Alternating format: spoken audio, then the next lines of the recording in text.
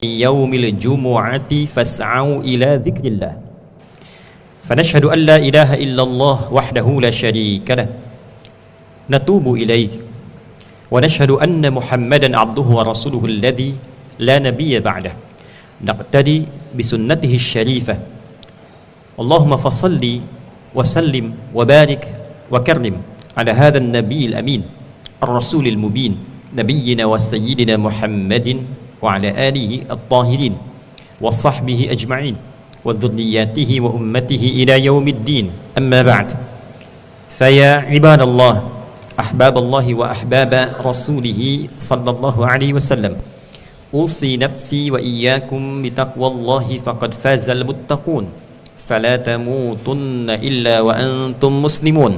Faqala ta'ala ya ayyuhalladzina amanu taqullaha haqqa tuqatih wa la tamutunna illa wa antum muslimun. Hadirin jemaah Jumat rahimani wa rahimakumullah, kita sangat bersyukur kepada Allah Subhanahu wa taala diberikan kesempatan untuk mendapati Jumat pertama di bulan Dzulhijjah 1447 Hijrah. Mengawali khutbah ini, kita bermohon kepada Allah Subhanahu wa taala semoga Jumat kali ini dijadikan oleh Allah sebagai Jumat yang penuh berkah, yang terbaik di antara sekian Jumat yang pernah kita jalani.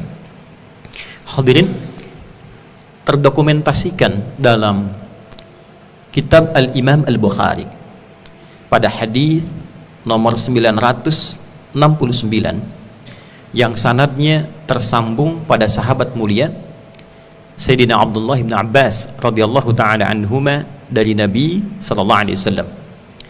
Nabi sallallahu alaihi wasallam pernah memberikan satu pesan yang sangat penting, informasi yang sangat istimewa terkait dengan masuknya awal bulan Dzulhijjah, terkhusus 10 hari pertama di bulan Dzulhijjah. Ada rahasia yang sangat penting, informasi yang istimewa yang terkandung dalam hadis Nabi sallallahu alaihi wasallam berikut ini.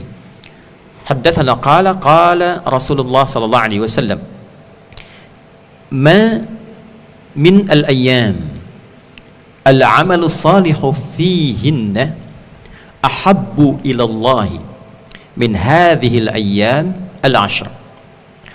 Qalu ya Rasulullah walal jihadu fi sabilillah.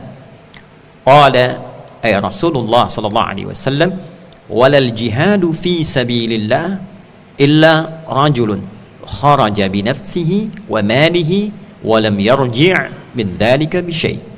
Rawahul Bukhari. Nabi sallallahu alaihi wasallam pernah menyampaikan informasi yang sangat spesial.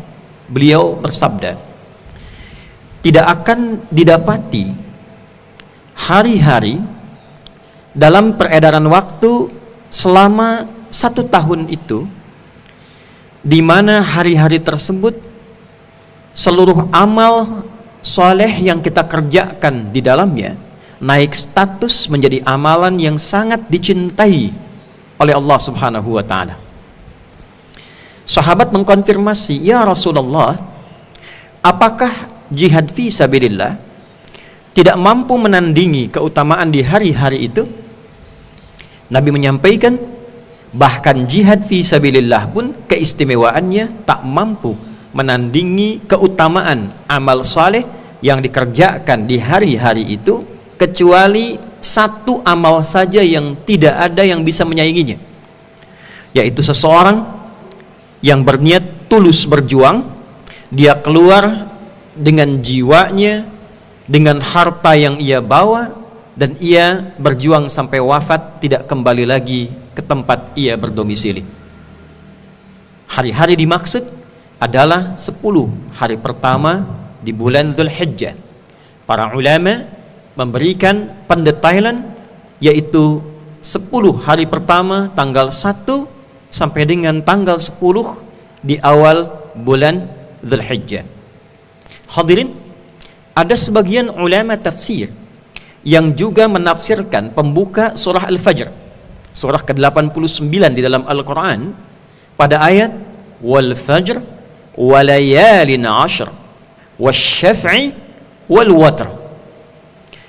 Demi fajar yang sangat istimewa, aku bersumpah, kata Allah.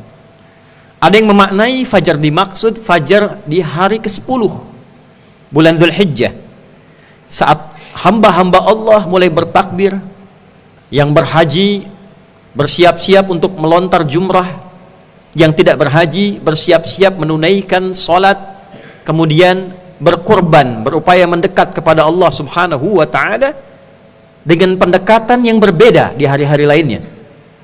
Walayalin ashr, dan malam-malamnya istimewa. Wasyaf'i wal watr, tak peduli genap ataupun ganjil, malamnya istimewa, siangnya istimewa.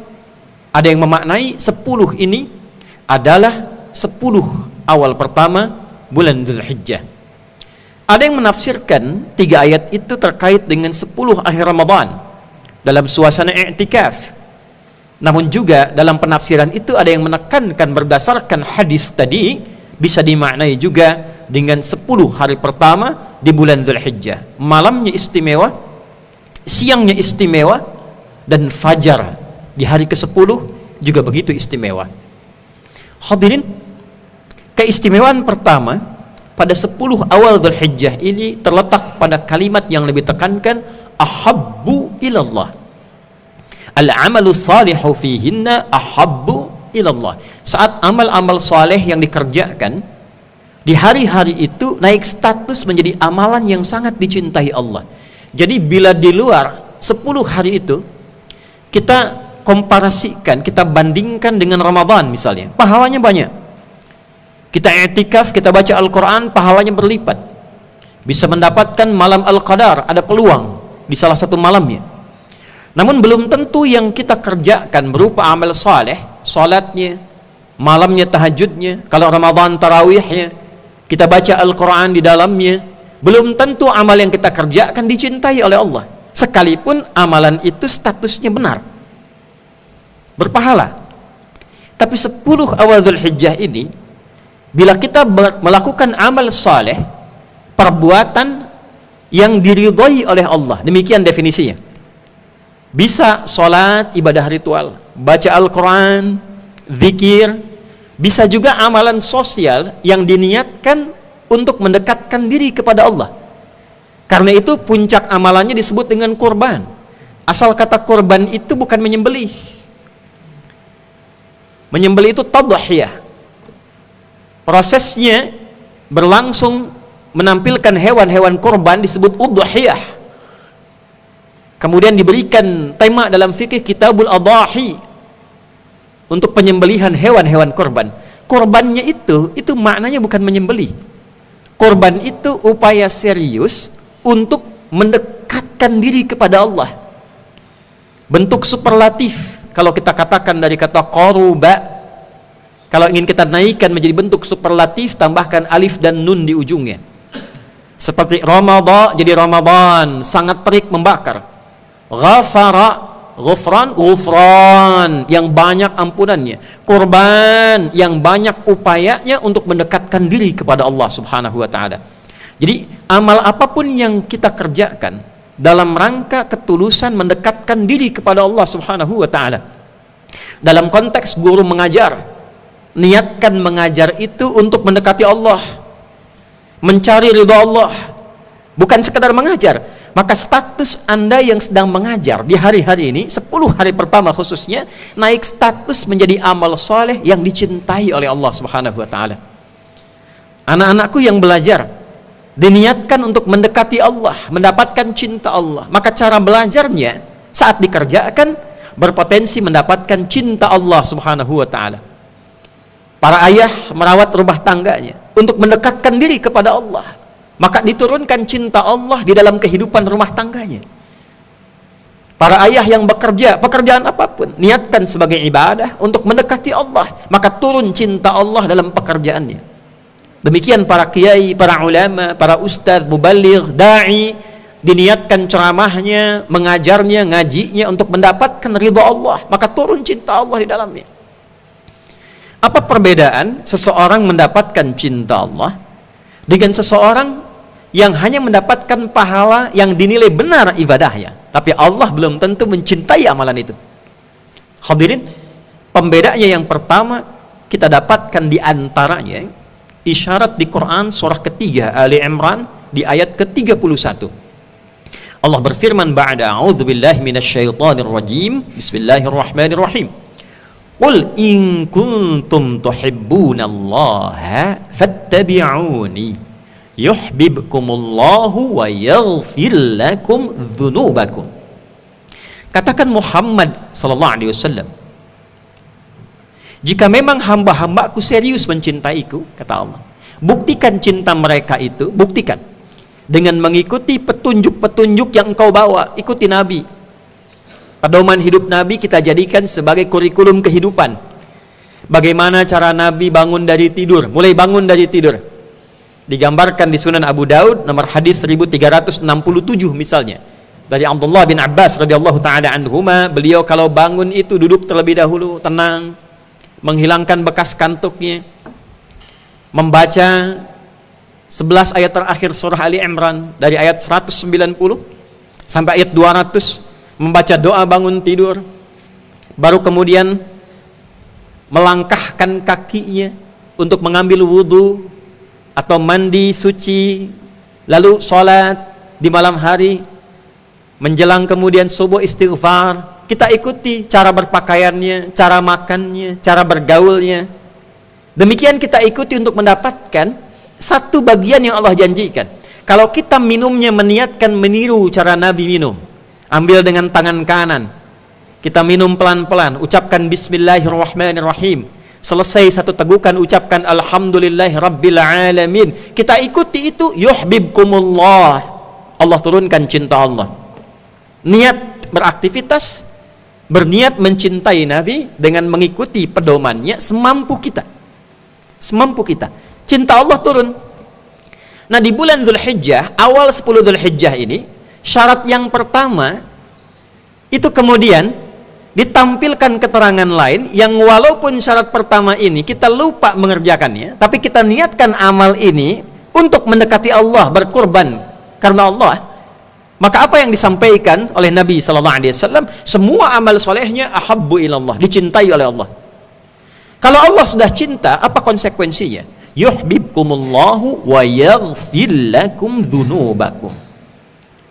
Ketika cinta Allah diturunkan, maka Allah berkenan bersamaan dengan turunnya cinta itu menurunkan ampunan dari semua dosa-dosa yang pernah dikerjakan selama hidupnya. Allahu Akbar.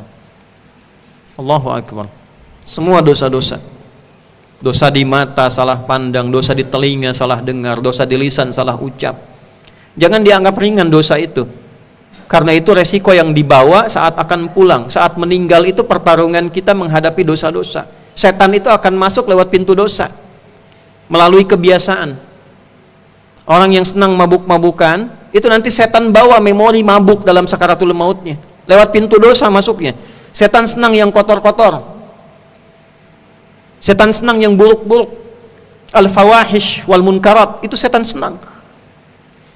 Resiko terbesarnya saat akan pulang itu yang akan tampil. Jadi bukan materi dunia yang dibawa, bukan harta yang dikumpulkan, bukan status yang melekat. Yang dibawa itu amal soleh berapa banyak yang kita kumpulkan. Nah, pengganggu amal soleh itu namanya amal salah. Itu yang berpotensi melahirkan dosa. Istimewanya awal Dzulhijjah ini, kalau kita mencoba memperbaiki diri, yang haji itu melontar jumrah, Aqabah gambaran dari nafsu, Wusta gambaran dari pengaruh provokasi lingkungan terdekat, di rumah tangga, bisa jadi dari pasangan, bisa jadi dari anak-anak, setan masuk lewat situ. Kadang dari pribadi nafsu atau orang luar yang jauh, ulah, dilontar itu supaya diperbaiki, supaya hilang jeleknya. Kita yang tidak berhaji, kita mencoba memperbaiki dari sini. Sampai sifat hewaninya dipotong, penghujungnya memotong hewan. Sifat hewani yang penuh nafsu itu dipotong. Yang di sana melontar jumrah mengucapkan Bismillahi Allahu Akbar, yang di sini memotong mengucapkan Bismillahi Allahu Akbar. Tak sanggup untuk haji, belum ada kemampuan, tak sanggup untuk memotong hewan. Apa yang dikerjakan? Maka tanggal 9-nya saat yang di sana wukuf, yang di sini menunaikan puasa. Sunnah hukumnya, tapi sangat ditekankan. Puasanya bukan puasa biasa, puasa evaluasi diri. Bahkan Sayyidah Aisyah radhiyallahu taala anha pernah menyampaikan satu memori dokumentasi bahwa Nabi memperbanyak puasa sunnah di awal Dzulhijjah ini. Ada yang menyebutkan sampai 9 hari. Redaksi memperbanyak itu bagi yang belum pernah puasa sekali banyak, 2 kali banyak, 3 kali banyak. Mungkin kemarin dari Senin sampai Kamis, mulai Jumat berhenti dulu, Sabtu berhenti dulu, Ahad berhenti dulu, Seninnya hari ke-8, 9 puncaknya puasa lagi. Antara dari siang zawal lewat matahari diam, puncaknya ba'da asar ke maghrib berdoa, minta diperbaiki diri, minta diampuni oleh Allah Subhanahu wa taala. Tapi kita niatkan cinta Allah turun. Kalau Allah sudah menurunkan cintanya, ampunan turun. Kalau ampunan sudah turun, cirinya apa? Dirubah, kita menjadi orang baik. Jadi ketika ampunan itu turun, yang salah dibakar, yang soleh naik. Ketika yang salah sudah tidak ada, terjadilah perubahan dalam kehidupan. Telinganya mulai senang mendengar yang baik, lisannya mulai senang berkata yang baik. Jadi anak-anakku kalau belum senang baca Al-Quran, boleh jadi di lisan itu ada kata-kata yang sering diucapkan kurang baik. Para guru, para orang tua, jamaah yang menyimak hari ini, mungkin lisannya sulit ngaji itu karena Quran itu firman Allah, kalimat-kalimat terbaik. Jadi kalau belum bisa mengucapkan yang terbaik, belum dilatih lisan ini berusaha mengucap yang baik. Mungkin seringkali berucap yang tidak penting, karena Quran itu penting. Kalau telinga senang mendengar yang tidak penting, nanti yang penting-penting sulit didengar. Kalau mata sering melihat yang tidak penting, yang penting-penting sulit dilihat. Maka 10 hari ini kita coba evaluasi diri. Puncaknya tasyrik nanti, bersinar lagi. Ya, bersinar lagi. Saat di situ kita bertakbir 3 hari penuh, bertakbir sambil makan hewan dari sembelihan itu sebagai upaya syukur pada Allah. Apa syukurnya? Telah berubah jadi orang lebih baik. Jadi bukan sekedar mengorbankan hewan, tapi tidak mengorbankan diri kita kepada Allah. Korbannya tidak ada, hewannya yang dikorbankan. Hewan korbannya 1 ton, dosanya masih 10 ton. Membawa untuk hewan korban dari hasil korupsi, hasil nyogok, hasil maksiat, itu nambah dosa. Nah, demikian yang pertama. Jadi filosofi awal Dzulhijjah itu menggugurkan dosa, bukan menambah dosa. Karena itu sungguh tercela. Bahkan di sini Ibnu Abbas radhiyallahu taala anhuma berkomentar, orang yang sengaja berbuat dosa di bulan-bulan al-hurum dan sekarang masuk al-hurum, itu dosanya 2 kali lipat dibandingkan dengan hari-hari biasa. Hadirin, kita niatkan berbuat baik, seorang ayah untuk istri, untuk anak-anaknya. Nanti kalau Allah turunkan ampunan dosanya, anak-anaknya diperbaiki, istrinya diperbaiki, ayahnya diperbaiki. Demikian guru-guru memohonkan ampunan untuk dirinya, untuk anak-anak didiknya. Nanti yang kurang-kurang di anak didik Allah perbaiki, yang telat-telat belajar diperbaiki, yang ingatannya lambat diperbaiki, yang kelihatan banyak aktif kurang fokus nanti dirubah hatinya oleh Allah. Itu yang terjadi di dunia pesantren yang benar, itu dirubah, terbuka lagi nur Allah masuk ke dalam kalbunya. Karena Allah sangat menyayangi hambanya. 1, cinta menghadirkan ampunan. Yang kedua, cinta menghadirkan lipat ganda pahala. Laisa kamitslihi syai', tidak ada yang serupa dengan Allah karena lebih dibandingkan apapun dari makhluk. Orang tua mencintai anaknya, semua diberikan pada anak semampu yang bisa menjadi baik untuk anak. Guru mencintai murid, diberikan perhatian yang maksimal. Allah mencintai hamba, apa yang tidak mampu Allah berikan? Mustahil. Sayyidah Maryam yang perempuan mendekati Allah, beliau bukan nabi, bukan rasul, mendekati Allah untuk mendapatkan cintanya. Apa yang terjadi? Kullama dakhala 'alaiha Zakaria al-mihrab wajada 'indaha rizqa. Setiap Nabi Zakaria, padahal Zakaria alaihissalam itu nabi, Maryam bukan, datang ke mihrab Maryam, mendapati Maryam mendapatkan anugerah rizki yang berlimpah tanpa batas. Buah yang bukan musimnya ada di musim itu, keperluannya terpenuhi. Ditanya, qala ya Maryamu anna laki hadha, anna laki hadha, dari mana semua ini? Qalat huwa min indillah, semua ini dari Allah. Innallaha yarzuqu man yasha' bighairi hisab. Sungguh Allah akan melimpahkan rizki pada hamba yang dikehendakinya tanpa batasan. Siapa yang di antara hamba yang dikehendaki itu? Mahbub Allah, Habib Allah, hamba-hamba yang dikasihi, dicintai oleh Allah Subhanahu wa ta'ala. Untuk itu, dalam kesempatan khutbah yang singkat ini, khatib mengajak pada kita semua, khatib tanpa kecuali, mari yang pertama kita saling mendoakan. Doakan khatib, doakan juga khatib untuk kita semua, untuk semuanya, supaya hatinya dilembutkan oleh Allah, agar mampu memanfaatkan 10 hari pertama ini dengan baik. Karena boleh jadi tahun depan kita tidak menemuinya lagi. Manfaatkan, berniat jadi orang baik, lihat semua orang dengan tatapan kebaikan. Semua punya haknya untuk menjadi baik. Berdoa, minta. Yang kedua, mohon pada Allah taufik, agar dibimbing untuk mampu beramal. Karena ada orang dapat tapi nggak bisa beramal. Yang ketiga, hadirin, tidak kalah penting, berupaya memaksimalkan amal. Kenapa ada yang menekankan untuk meniru amalan Nabi dalam puasa? Karena puasa itu filosofinya menghimpun amalan yang banyak dan cenderung menghindari maksiat.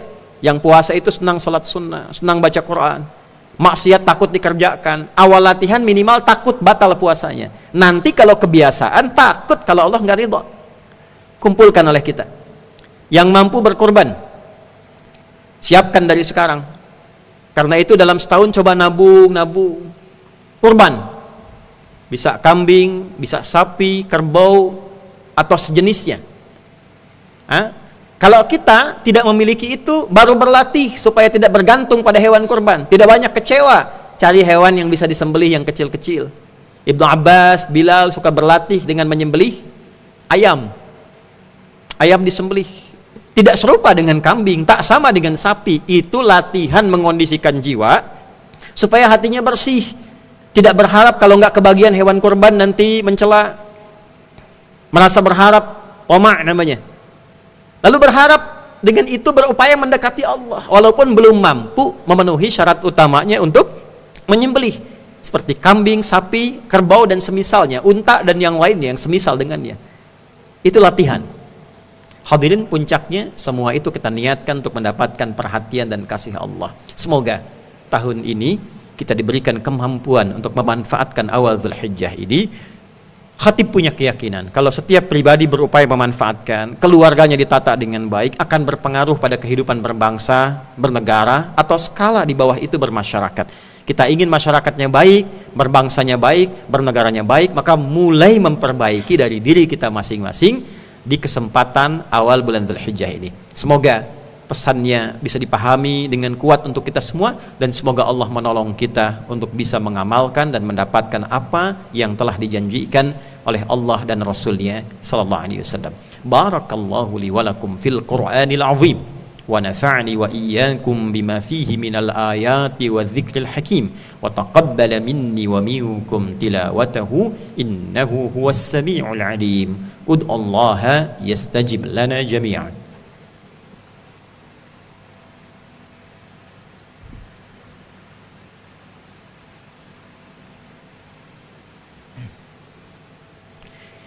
Alhamdulillah, nashhadu an la ilaha illallah wa nashhadu anna Muhammadan abduhu wa rasuluhu alladzi la nabiyya ba'dah. Allahumma fassalli wa sallim wa barik ala hadha an-nabiyyil karim ar-rasulil amin nabiyyina wa sayyidina Muhammad ibn Abdullah wa ala alihi wa sahbihi wa man walah wa ba'd.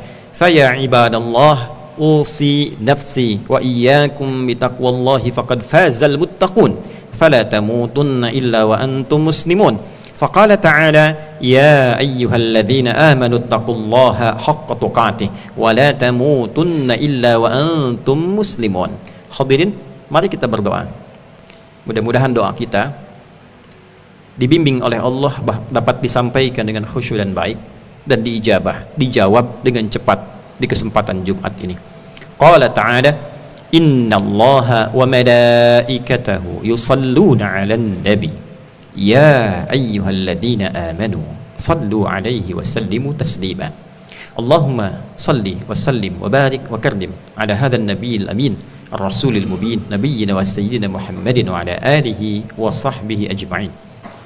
اللهم نحمدك حمدا شاكرين حمدا ناعمين حمدا يوافي نعمه ويكافئ مزيده يا ربنا لك الحمد ولك الشكر كما ينبغي لجلال وجهك الكريم ولعظيم سلطانك اللهم إنا نسألك العفو والعافية اللهم إنا نسألك الرحمة اللهم إنا نسألك المغفرة لا تدع لنا في مقامنا هذا وفي كل مقام ذنبا إلا غفرته ولا هما إلا فرجته ولا دينا إلا قضيته ولا مريضا إلا شفيته ولا عاسرا إلا يسرته ولا حاجة من حوائج الدنيا والآخرة فيها لك رضا وفيها لنا الصلاح إلا قضيتها يا أرحم الراحمين اللهم اغفر للمسلمين والمسلمات والمؤمنين والمؤمنات الأحياء منا والأموات إنك سميع قريب مجيب دعوات ويا قاضي الحاجات Allahumma ya Allah, jangan biarkan satupun ada hambamu di Jumat ini membawa dosa kecuali engkau berkenan menggugurkan seluruh dosa-dosanya.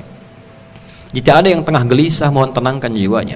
Jika ada yang terlilit oleh utang piutang, limpahkan rezeki kepadanya untuk melunasi utang-utangnya. Jika ada yang sedang merasa kesulitan, ya Allah, dengan keikhlasan amalnya hilangkan seluruh kesulitannya. Jika ada di antara kami yang sakit, mohon berkenan kau angkat seluruh penyakitnya. Ya Allah, berikan kemampuan pada kami untuk bertobat. Ampuni dan gugurkan seluruh dosa-dosa umat Islam di muka bumi ini. Berikan hidayah